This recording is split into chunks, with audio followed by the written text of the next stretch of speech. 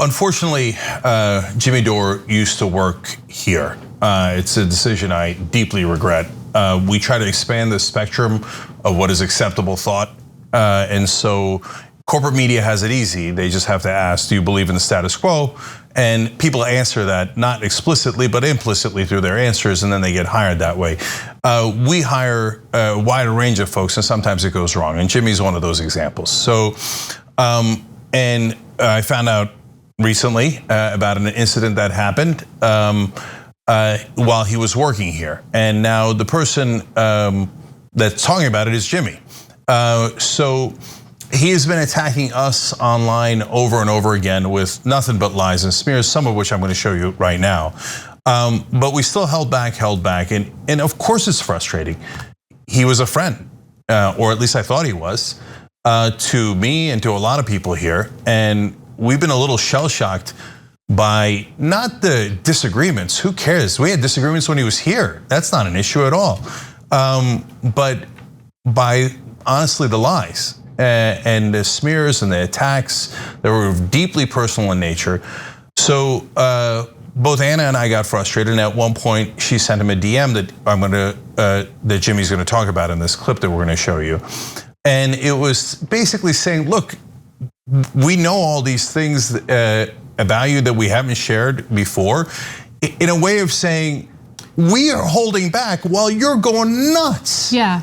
Right? Yeah. And so, do you have no humanity or decency? And then you're about to find out the answer to that, because this is what he said on air. But before we get to that, yeah. So I want to be clear about something. So the DM that I sent him specifically called him out on his constant sexual harassment of me at this place, at TYT. I also want to be clear that I didn't talk about it with anyone. I never talked about it with Cenk until very recently, because for obvious reasons. And so I sent him that DM because the harassment has continued. It's not sexual harassment, it's been constant harassment online that wouldn't go away. Doesn't matter if I ignore him, which some of my friends, my leftist friends have told me, just ignore him, it'll go away, just ignore him. Kept going and going and going, directing trolls at me nonstop. And finally I couldn't take it anymore. So I sent him that message saying, you remember what you did to me. Yeah. And I can't stand that he positions himself as this moral fighter for progressive values when he and I both know the kind of behavior he engaged in when he was working here. So I wanted to give you that context. So by the way, why didn't Anna tell me? Because I would have fired him. And no good deed goes unpunished. So she didn't tell me, he kept working here. And next thing you know, he's about to tell you a story of what happened. Now, ironically, there's lies in here too, but let us show you who Jimmy Dore actually is. Here, let's begin. But here's how she's trying to threaten me. And I'll tell you why this is a big mistake on her part. She says, I'm sure you remember when you constantly made inappropriate comments about how sexy you found me at work, and even felt the need to ask me where I shop for my jeans so you can buy a pair for your wife so she dresses better. Thank you. That was followed by an apology card you wrote me for the degrading harassment. I've been holding back, letting you run your mouth nonstop as if you're some sort of warrior for what's good in the world. That's going to change. So now she's, instead of saying I'm paid by the Russians or saying I'm working for Assad, she's now going to try to pretend I sexually harassed her when I was at the Young Turks. Now, I give you that as a lead into what he's about, the story he's about to tell you, okay? So he claims and laughs about how Anna was pretending that he was sexually harassing her. Then we don't have to say anything else. Let Jimmy tell you what he thinks happened. I'll tell you this story. The story about that was followed by an apology card you wrote me for degrading harassment. Anna Kasparian used to dress, when I worked there, unbelievably inappropriately for a newsroom. She looked like she was going to a rave. The skirt, one time she came into the newsroom with a skirt so short. It wasn't a pencil skirt. It was like a fluffy one too, but so short. that she bent over in front of me and I literally saw her ass and her thong. She's wearing a thong. I literally saw it. Like, everybody saw it. And I go, hey, Anna, nice news skirt. And everybody laughed. Like, they laughed louder than I thought they would. And so it humiliated her. She got humiliated in the middle of the newsroom. And I did it. And I felt bad. At that time, we were friendly. And I was just busting her balls, right? For dressing like that in a newsroom. You're going to bend over and show me your ass? I think that's a little, I'm not offended, but I think that's a little risque. Imagine if I did that. If I walked around showing my ass to everybody. So when I did that, so she got really mad. She got humiliated. Her face turned red. She tried to insult me back, and it just fell flat. And she looked, bad. And I felt bad for her. I didn't fight. I didn't want to make her feel that, but I just wanted to make a little joke. And all I said was, "Hey, Anna, nice news skirt," and everybody in the newsroom, because everybody saw how inappropriate she dresses. She used to dress. And everybody saw it. And so that's why it got such a huge laugh, and she was so humiliated. So he just tells a story like, haha, I humiliated her then, and now I'm going to tell you a story of how funny it was that I tried to humiliate her. Now, since it's Jimmy, half the story's not true, of course. But assume it is. That's your big hero right there. That does that to women, looks up their skirt and then laughs at them and then pretends it's their fault that he's looking up their skirt. Now, parts of the story that aren't true. Of course, Anna wasn't wearing a skirt that short. Of course, nobody else saw. That pervert was trying to desperately look. That's why he made apparently several comments about her body before. And by the way, who was in the room? Anna was teaching at the time. And she had brought in her students, her college students here. No, they did not laugh out loud.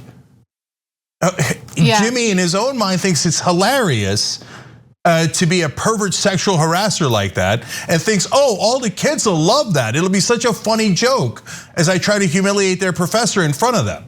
Yeah. So the reason why he wrote the apology card was because every time he had made inappropriate comments about me at work, I ignored it, but as I was walking into the studio, because my students were supposed to watch the show, it was their final assignment, watch the show, and there was a written assignment related to the show. And as I was walking in with them, that was when he made the comment, and he didn't make a comment about a news skirt. He made a comment about how sexy my legs were in front of my students. And it was degrading, obviously, and I want my students to respect me and take me seriously. Seeing an older man that I work with talk about my body like that in front of my students was wrong. And so for the first time, I actually snapped at him and told him to never make a comment like that about me again.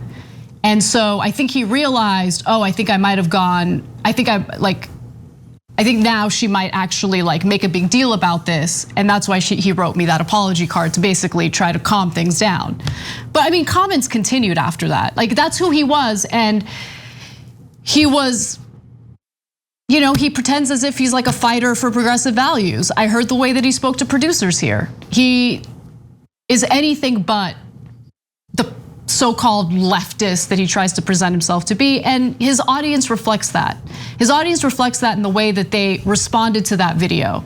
Because anyone on the left, anyone who wants to fight for decency, to ensure that everyone lives a life of decency, wouldn't watch that video and think, oh no, that's my guy. That's who I want to side with. That's who I want to fight with. Because everything that Jimmy does on a daily basis, his entire intention is to be indecent and to be incredibly cruel to others, regardless of how much he agrees with them, regardless of how little disagreement he has politically speaking with these individuals. It's literally his bread and butter. This is how he makes his money. Yeah, look, this is not about canceling anyone. in two ways. One, he didn't say that 20 years ago. He said that this weekend. So he's proud of it.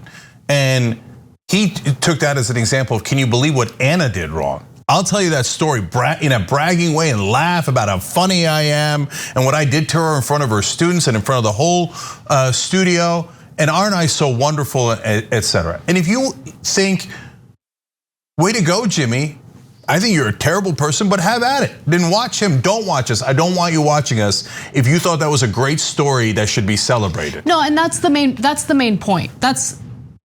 So I want to be clear about something. I love our members, but I want to be clear about who we are and the kind of audience we want to foster. Because this isn't just about building an audience, it's about building a movement. And working with people, because we work with our audience all the time in pressure campaigns in regard to like Congress and ensuring that we get a vote on a $15 an hour minimum wage. We want fighters beside us, and we want people who have the right ethics and morals to do this with us, right? If you watch that and you think there wasn't a big deal, I think that was totally fine. If there are any remnants of Jimmy Dore's fans within our membership, within our audience, and you see this and you think like, oh, I'm disappointed in you, Anna, I wanna let you know, I don't want you in our audience. You are not part of what we're trying to do, okay? So spare me the tweets about how disappointed you are and how you're canceling membership. I do not care, I don't care. I encourage it because I don't want that toxicity.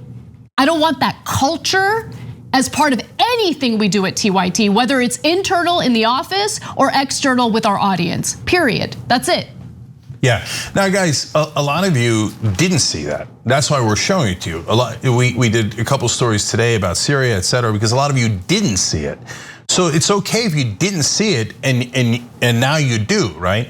But what we're saying is, if you see that and you think that's great, sexually harassing women at work and making fun of their clothes and telling everybody that you know what you're looking at underneath their clothes, etc. If you think that's great, that's why we're telling you that if you're associated with us, I'm worried you're gonna cause more problems, right? So if Jimmy wants all those toxic folks who are right, generally speaking, most of them are right wing, but I know that he's tricked some left wingers into thinking he's a leftist. If you think that's leftist, have at it, okay? That's all we're saying, it's that simple.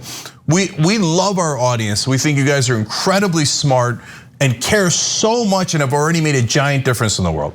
All right, look, I'm gonna give you more if you weren't already convinced. He had Max Blumenthal from Gray Zone on with him. He tells that story, then turns to Max. Let's notice Max's reaction and then Jimmy's reaction, thinking, oh, this story might not have killed in the way that I thought it did. Watch. So you kind of screwed the pooch there. But good luck. I'm sure you'll get some libs to retweet it for you, but it will have. I don't have a manager, and I don't have a human resource department. So let's bring in Max now. Max, where would you like to take the conversation? Yeah, this isn't really where I thought the conversation was going to go. I don't have the same history with these people, so. I have no problem with Anna Kasparian's style of dress. Let's talk to we don't have a dress code at the Gray Zone. People can show up however they want. I do have a problem with this campaign of McCarthyite lies. And honestly, I'm even hesitant to get in the gutter with these people. Now, you can tell he was uncomfortable because what Jimmy had said was so awful. But understand that at the end, Max Blumenthal was talking about us being in the gutter. That we're in the gutter and that Jimmy is the one trying to clean us up and get into and engage in a rational conversation with us. And the one thing that is enormously true is no, Jimmy does not have an HR department. That is for sure. Now, this is not the only instance of these guys, again, pretending to be on the left, going after our appearances. So Roger Waters was on. They're so ecstatic. They're like, oh my God, a random Pink Floyd guy from like 80 years ago. He's got to be the chemical weapons expert in Syria, and he's got to be the progressive policy expert that we all dream about. He's on with Katie Halper and others. But instead of talking about that, first he called me fat. Oh my God, you broke news there. Nobody saw that coming. I've never gotten that except for the 10 million times I've gotten it. Guess why? Because I actually am overweight. This is not a got you, but okay, so you want to talk about my appearance. Who cares, okay? But then he couldn't help himself. So Roger Waters says this as everybody else nods along. Yeah, let's do more sexism. To listen to that garbage and disgusting and foul-mouthed, I have to say. That young lady, well, I hesitate to call her a young lady because she's clearly not in the prime of youth, but that's neither here nor there.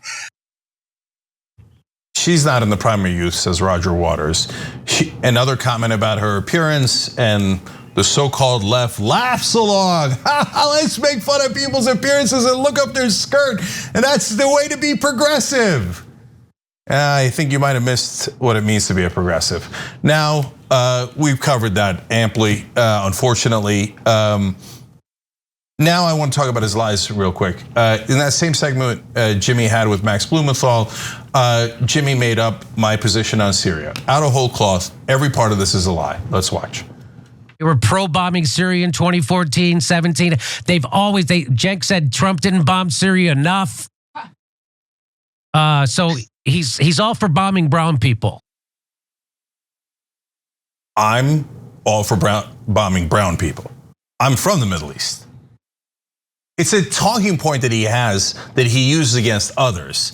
Yep. So, and he doesn't have a plan B. So he's like, Cenk is against bombing brown or in favor of bombing brown people. I don't know, said the Jimmy, who is apparently the expert on brown people. But that's actually less important than the first stuff he said. Totally made up. Yep. We were never in favor of bombing Syria. Never, ever, ever. And by the way, saying that a chemical weapons attack happened, and we did an hour-long segment on it earlier today, and you could watch it for yourself and you could make your own independent judgment, doesn't mean you want to bomb Syria. In fact, we went out of our ways to say every single time, we are not for American imperialism, we are not for bombing Syria, we are not for attacking Syria. But it doesn't matter what we say because Jimmy's gonna lie anyway. What difference is your actual position when he's just gonna make it up? And I said that Trump didn't bomb Syria enough. Show me the video. Well, it's funny because someone actually shared a screenshot of one of your old tweets where Madeleine Albright had said that she wished that Obama had followed through on his red line in regard to the Syrian regime using chemical weapons. Remember, he had said that his red line is, if they use chemical weapons, we will retaliate. The United States will retaliate against Bashar al-Assad's regime. And then he didn't follow through on it. And Madeleine Albright was criticizing him for it. Your response to Madeleine Albright, and this is in a screenshotted tweet, you can check it on my Twitter account, was, why does she want to bomb? What happened to diplomacy? Yeah. Why can't we do this through diplomacy? Exactly. So you can't find me saying we should bomb Syria or that Trump didn't bomb Syria enough because it's an unmitigated lie. And that's why buyer beware. You know, just because somebody's saying something doesn't mean it's true. You have to look at and investigate a little bit to see what the facts are. Speaking of liars, Max Blumenthal then jumped in at the end of the interview with another lie. And get a load of this whopper. I remember Cenk when Trump happened, Cenk said, the CIA is good now. They're our friends. Yes. We need to drop our opposition to the CIA. No, he said that. I remember distinctly him saying that. Oh, I bet. I mean, I wouldn't put it past him. It's funny that they lie and then their lies are so outrageous. The other one's like, really? And their stories are so ridiculous. The other one's like, right? Did I say the CIA are our friends now and we shouldn't criticize them now that Trump is in office? Of course not. Of course, that's insane. That's insane. So when pressed on that outrageous lie, Max's fallback was, well, in one tweet, you refer to our intelligence agencies as our guys.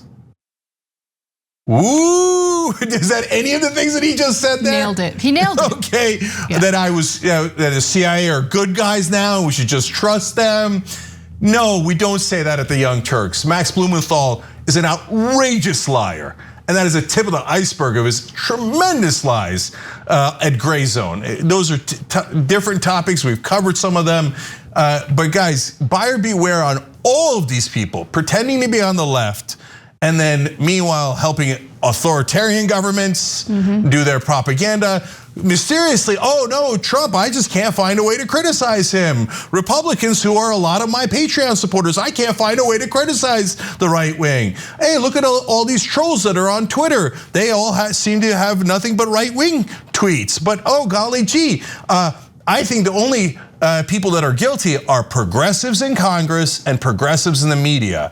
You guys should, all of you who are on the left, and by the way, there are real people who are on the left who follow Jimmy and follow Gray Zone. And again, you didn't know, that's okay. But if you watch all this and you say, oh no, I'm still on it, I still love these guys, even though there's obvious liars, well, that's up to you. That's your call to make, and you have at it, Hoss, okay? But now you know. Now, last thing. Jimmy, in an interview with Jordan Chariton, talked about how a mysterious executive here at TYT said something to him. This is also a lie, but there's something interesting in it if it were true. Let's watch. I was told by an executive at TYT after they took that $20 million, Jimmy, we know we have to move to the center. An executive told him that at TYT that we have to move to the center. Of course that didn't happen. By the way, the guy he's referring to was a really good friend of his that he's now lying about, okay? Now, but that's not the issue. My question is this. Jimmy, you worked here for several years after we got that investment. And if you think an executive told you to move to the center and you kept working here, what principles do you have?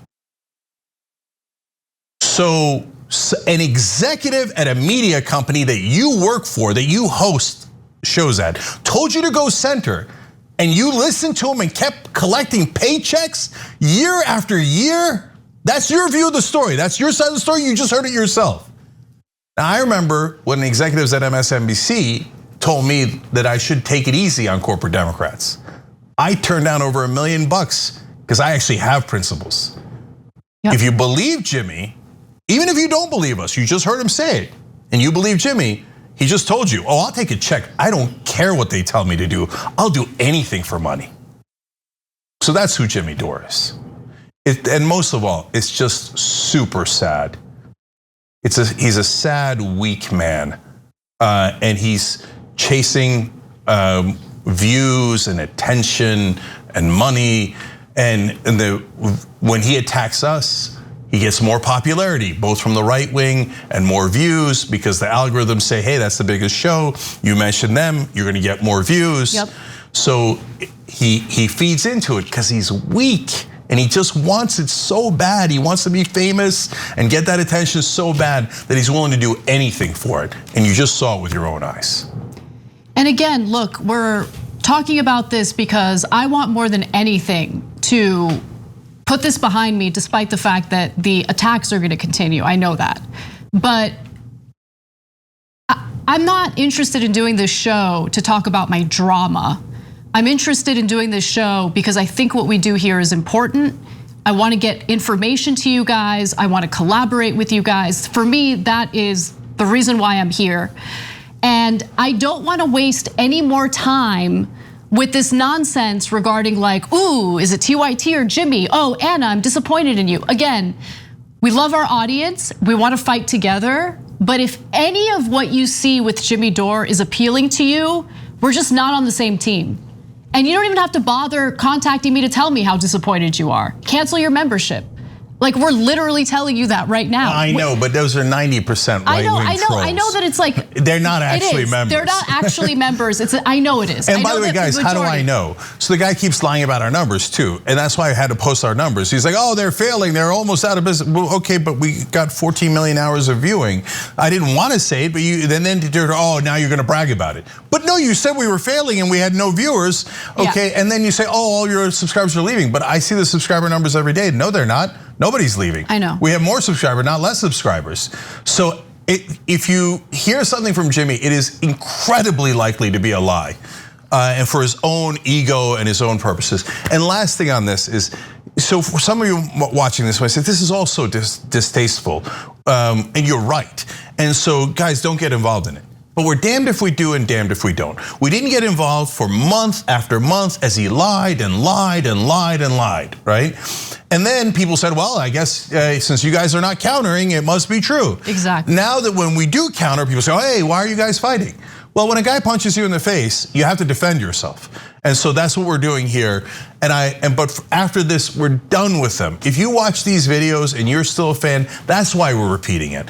Okay, go ahead, that's fine. But we're not gonna talk about him if we can, unless he tells another insane story about how he sexually harassed us and other outrages, like I don't know. But we're gonna try really hard not to talk about him because he doesn't just hurt us, he hurts the movement. Yes. And he hurts unity within progressives. Yes. And don't let him divide you.